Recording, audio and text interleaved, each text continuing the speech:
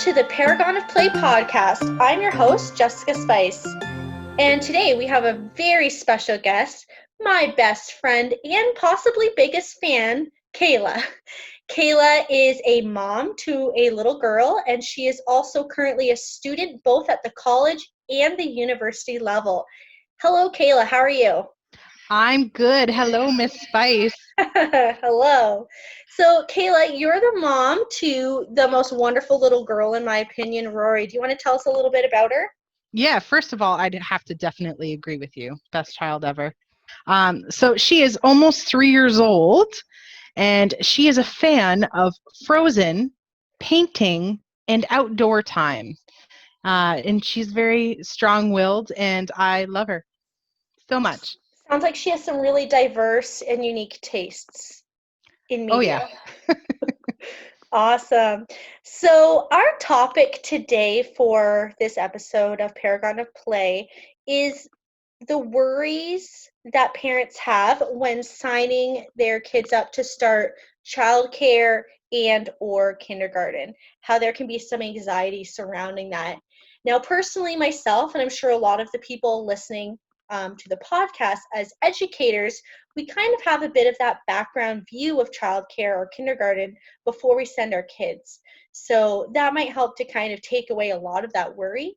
But for the average parent, I'm hoping today to just kind of get a little bit of an idea of what worries you have when you're signing your kid up for childcare or kindergarten, and kind of what we as educators can do to kind of help mitigate that and help you navigate those new waters.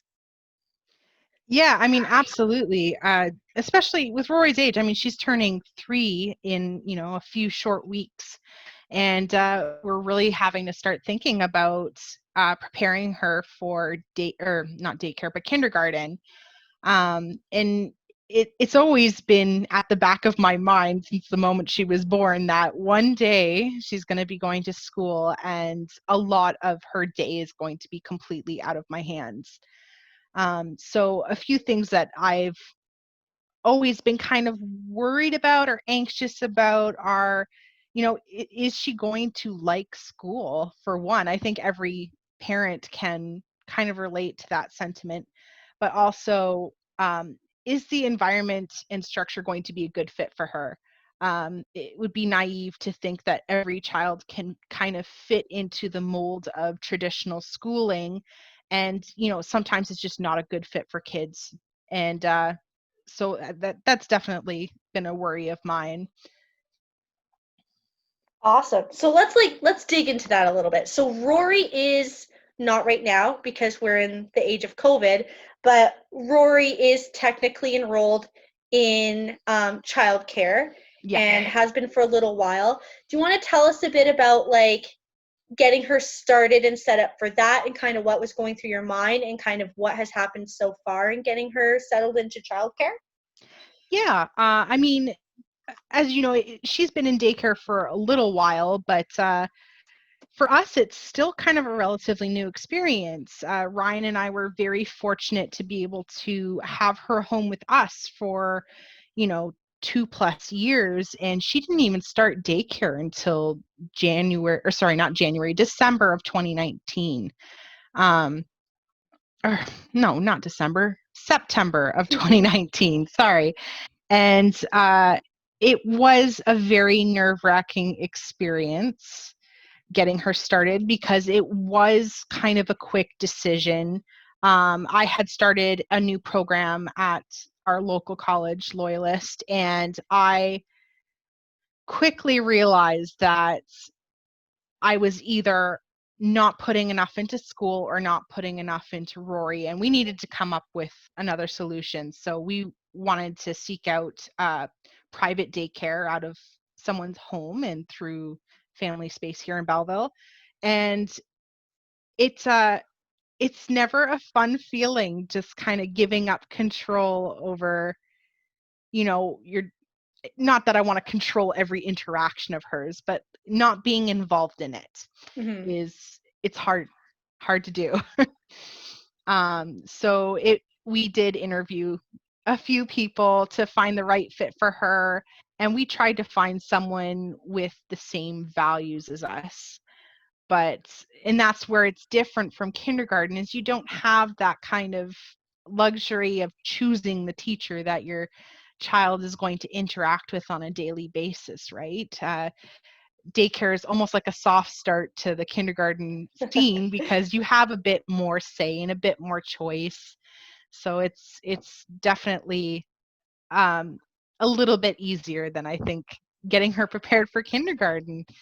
Yeah, and I can definitely like I think every parent, even a parent that works in education or childcare, can relate to the feeling of like instinctually that you are the person that's in charge of protecting your child, their physical and emotional well-being and all that stuff.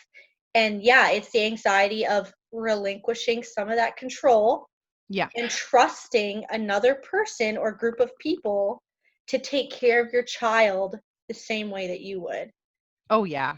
right? So, um, but yeah, I can definitely see how, like, at least in our area, we're lucky enough to have the ability to have options for childcare.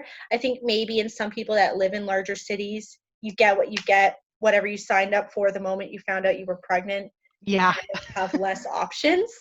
But what would you say helped you to feel more comfortable and more confident in the childcare provider you chose? Like, was it how she set up her environment? Was it were there things that she said? Like, were there things she put on her website? I don't know if she has one, but like, what was it that made you comfortable with choosing that childcare provider? Yeah. I mean, the first thing that she wanted to do was show us her home.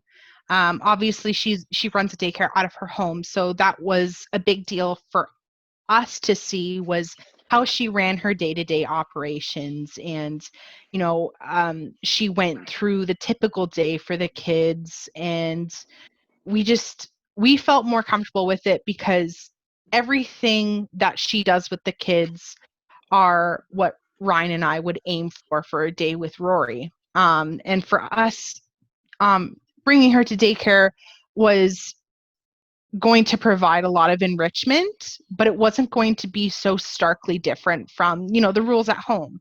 She had a lot of the same ideas in discipline and, um, education that we have. So it was really comforting to know that we were on the same page. Okay, so I think that would be really important for childcare providers to understand is the feeling that parents want in choosing a childcare provider that, yeah, isn't starkly different from what they experience on a day-to-day basis. So I worked for a childcare business that had multiple locations that were all very different. And there was one location that was inside of what used to be a residential home.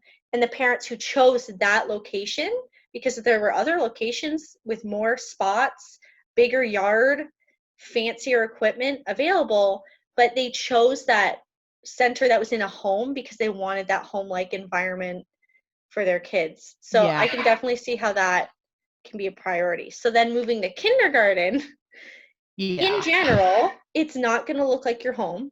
It's going to be very different. There's very weird expectations that they've never come across before, like raising your hand. What is that? What is raising your hand and why are we doing that? So, and that's where some of the anxiety comes in, I guess, with moving to kindergarten. Yeah. Yeah. I could definitely see how kids who maybe were in some of the more I kind of want to say facility like daycares where Mhm. it is more like a classroom might actually be better equipped to start in kindergarten, right? The number of kids is higher. It's more of like a classroom type setting rather than being at home, right? Mhm.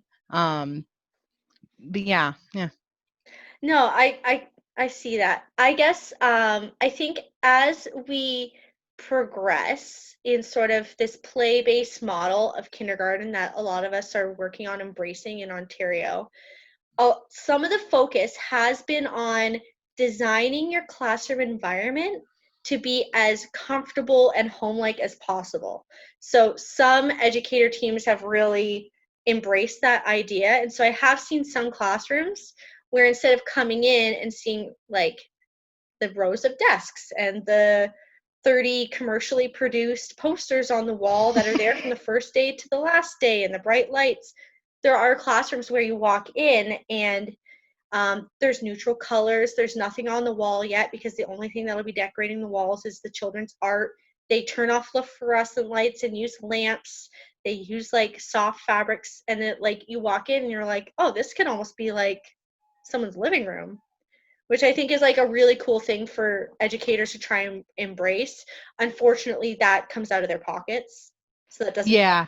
happen. And especially if you have a young educator team, or maybe when you have one or two educators who aren't totally on board with, you know, making a comfortable environment for the children for whatever reasons.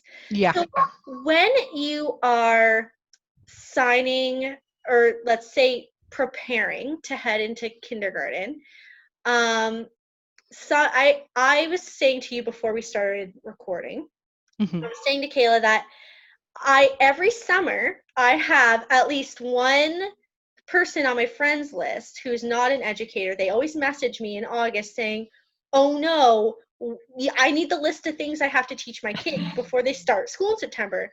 Like they'll say, "Here's my list of what I think I'm supposed to teach them."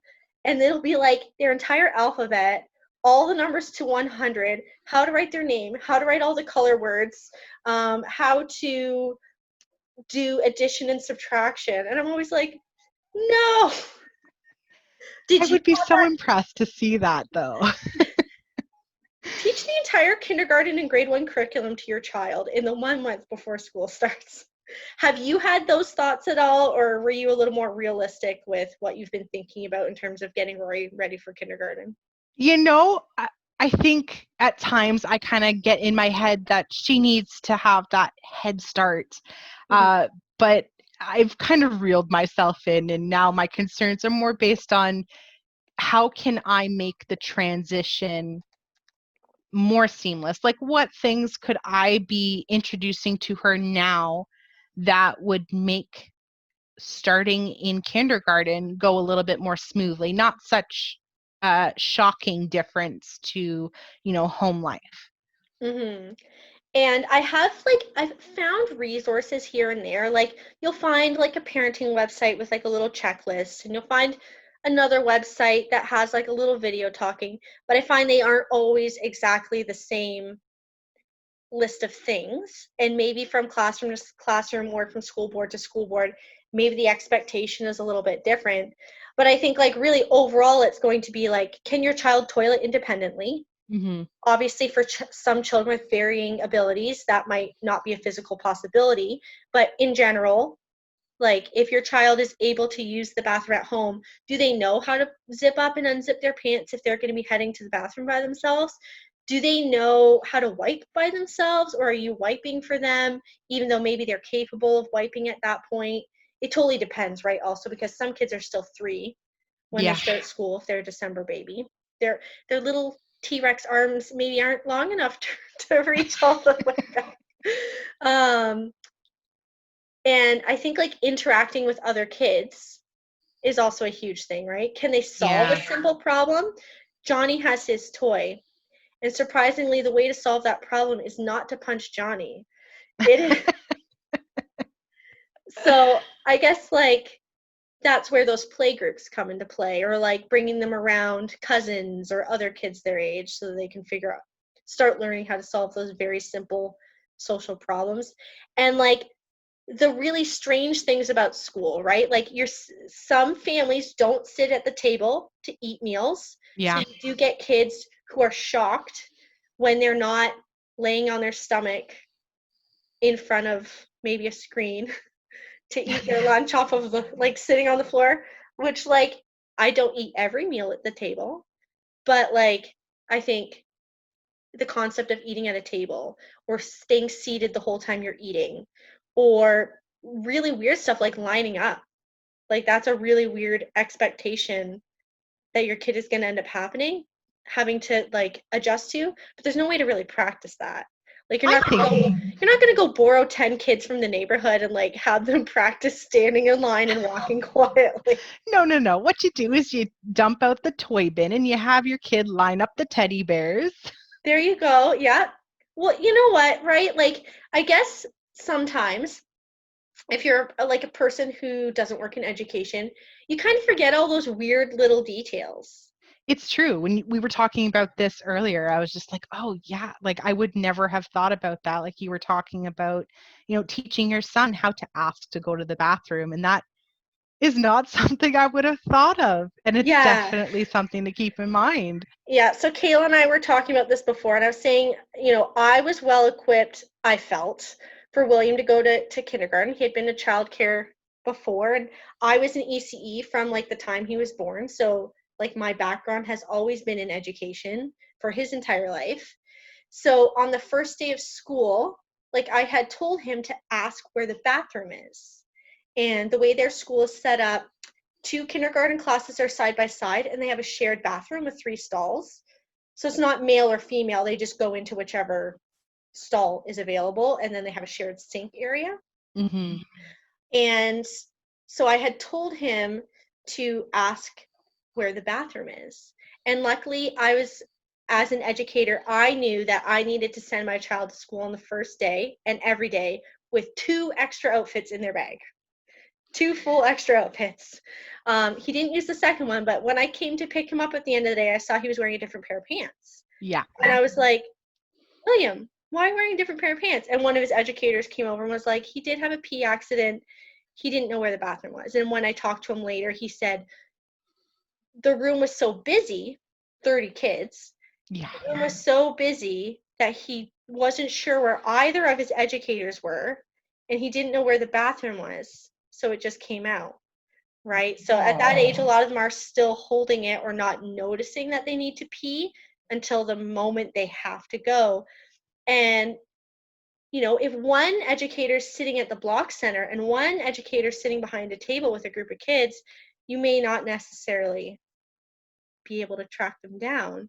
So I guess that's where like school tours come in. I had signed them up last minute, so we didn't have a chance to. Yeah.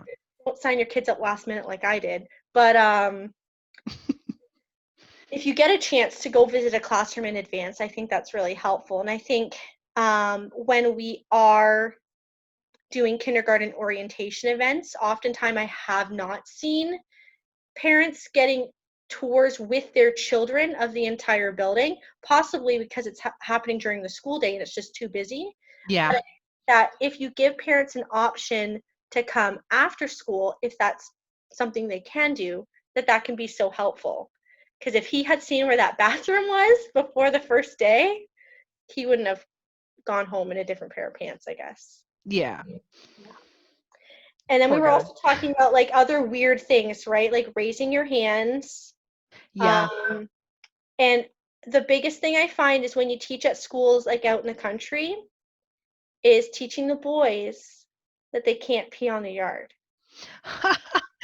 Oh my gosh, yes. Because they'll just whip it out in the middle of the yard. They don't care. They will just pee, maybe on a tree, maybe on the slide, maybe on someone else, maybe just on the grass in the middle of the yard. But it's again things that you might not think of having to talk to your child about, like letting them know in advance that you cannot pee on the yard Yeah. when you're at school. It's frowned upon. Yeah. And I Yeah. remember seeing, I think it was maybe you that shared the post, but teaching your child to open and close all their lunch boxes and like little containers and stuff. And like, I know my daughter, my gosh, she could sit at a table for, I swear, an hour and a half and just eat. And I know in kindergarten, she's not going to get an hour and a half to eat Yeah. lunch.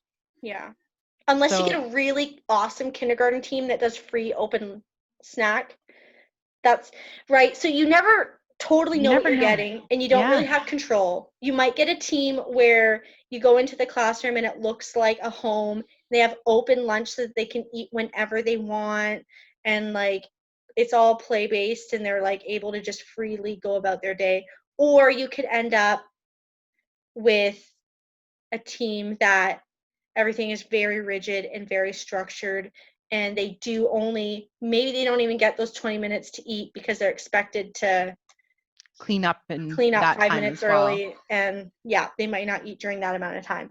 So I think that as educators, it is important that we, speaking to the audience, I guess, not so much to you because not your job, but it's important that we kind of communicate to parents what our school day looks like in our specific classroom so that they can have an idea of what they need to go over with their kid. You know what, in some schools it might not be that they don't want to offer open lunch. Maybe it's that for some weird time constraint reason they can't, or there's a health regulation that's preventing them from doing that. And maybe the parents should know in advance how those meal times work so that, yeah, if you are sitting down and you have 15 minutes to eat, you really do know how to open, you have to know how to open and close those containers so that you're not wasting that 10 minutes of that 15 minutes trying to figure it out and then like being all nervous about asking for help. Exactly. Yeah. Um, so I think that sometimes as educators, when we're communicating to our parents before kindergarten starts, we'll hit on the things like you need indoor and outdoor shoes. Mm-hmm. In our program, we do this, this, and this.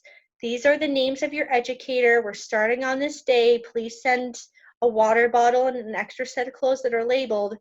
But I think there's more that we could possibly be describing to our parents in Yeah. order to help you guys feel like, okay, my kid is 100% prepared. Very true. Yeah. I'm one of those people. I like having all the information. I ask probably way too many questions, and I definitely just like to know what kind of situation I'm walking into. So for me, that would definitely curb some of my anxieties with regards to sending her to daycare for sure. Yeah. I almost feel like, and I never really see this happen a whole lot, maybe like a question and answer period at the end of a kindergarten orientation Hmm. would be helpful in like squashing some of those fears or like helping you to understand some daily expectations that your kids are going to have. Yeah. Yeah. Yeah, I mean they allow that in college. I remember my first day we did orientation and then the floor was completely open to questions.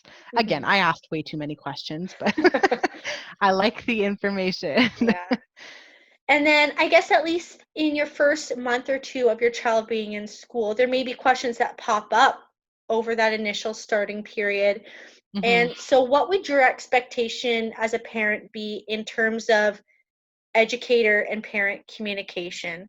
Like, we have some that will call the school multiple times a day during the school day, demanding to speak to someone because they want you to know that Johnny got up 30 minutes early and they want to just check in 4 times to make sure that he is energetic enough for the school day. What would your expectation be as a parent for communication between the educator team and you?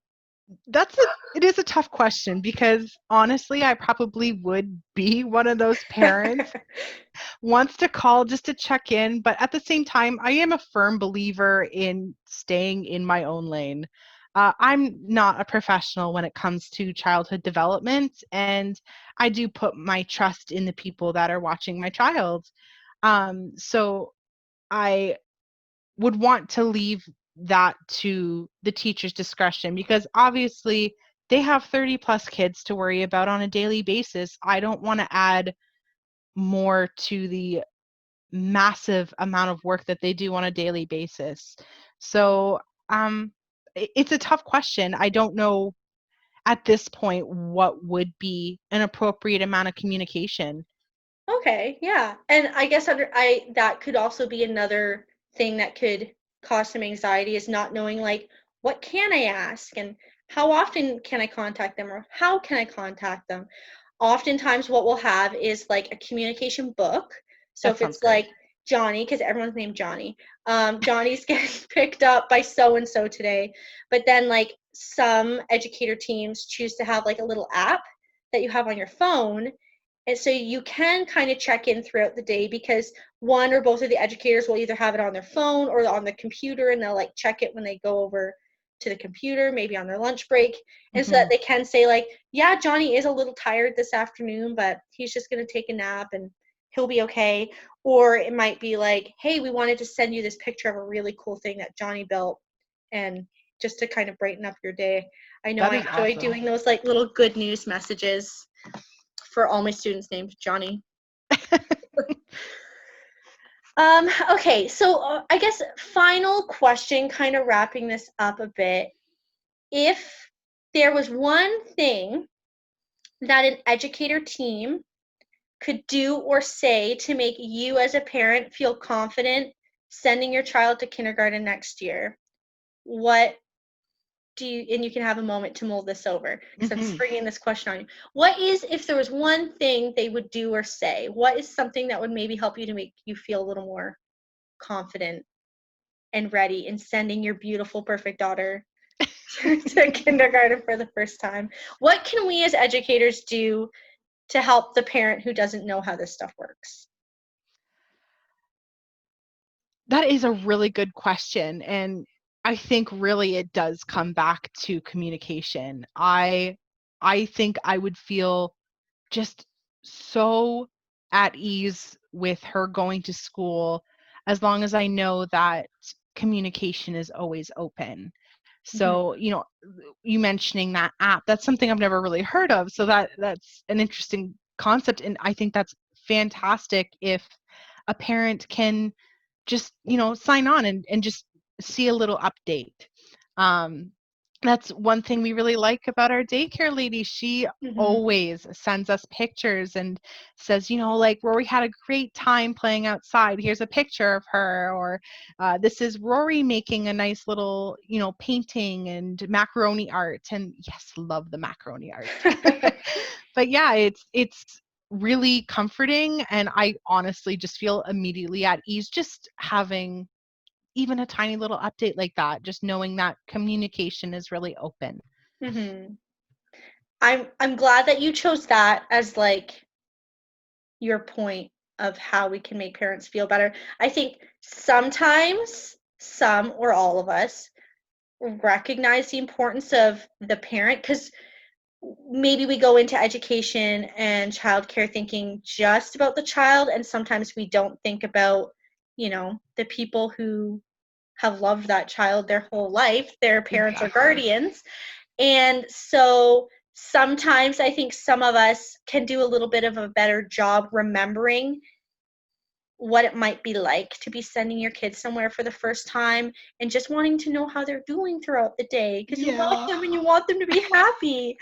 So I think that can be like a good takeaway, is going to the next school year, or if you're in childcare, going through the next few months, what can you do to step up the communication that you have in your classroom? And maybe it is updates during the day, or maybe it is sending home newsletters with pictures of what the kids have done that week, or maybe it is just like doing a quick phone call near the end of the day if someone's having a rough time, so you know what to expect when they come home.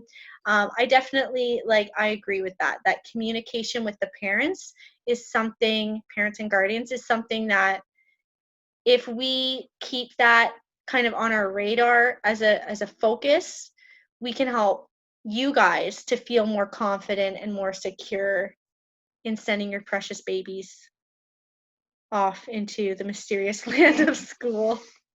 I also feel like opening up that communication, like let's say that they're working on something at school. There's no reason that learning has to stop at the school. Like, Love why that. can't it be a partnership with the parent where the parent gets to be involved in helping their child learn as well? So I just feel like an open communication helps create that consistency from school to home, right? It's like if there's expectations of my child at school, there's no reason that I can't help the teachers and educators out there by remaining consistent in my own home as well.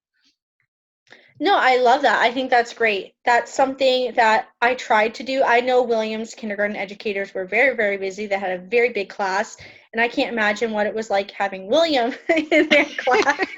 So I would guess like I've done this some years where at the beginning of the month in the newsletter, we would list off what we're planning to cover. A lot of Mm-hmm. it is inquiry based, right? So if the kids partway through the month start showing a huge interest in the bugs outside, we might kind of do a bit of a 360 and gear what we're going to do more towards focusing on bugs. Mm-hmm. But in general, we know what curriculum stuff we need to hit because we are, tied to a curriculum when we're in the school setting. Let's say that month we're going to focus on these letter sounds and these numbers. I guess it is nice for parents to also know that if they do choose to work on that at home with their child. Exactly. Yeah. That's great. All right, Kayla. Well, thank you for coming on today. It's Thanks for been having really me. nice having my number one fan uh, on here. And hopefully, everything will be back to normal for next September when Rory will be going back to school. And hopefully, you'll be feeling a little more prepared and you'll have a really good team that listens to my podcast. So they'll know that parent and guardian communication is one of those really big pieces to helping you guys feel more secure. Yes. Great. All right. Talk to you later. Thank you. Thank you.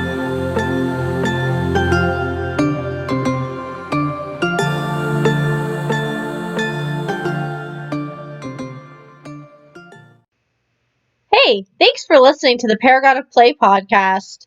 Why don't you join me over on Instagram at ms.spice and everything nice? See you there.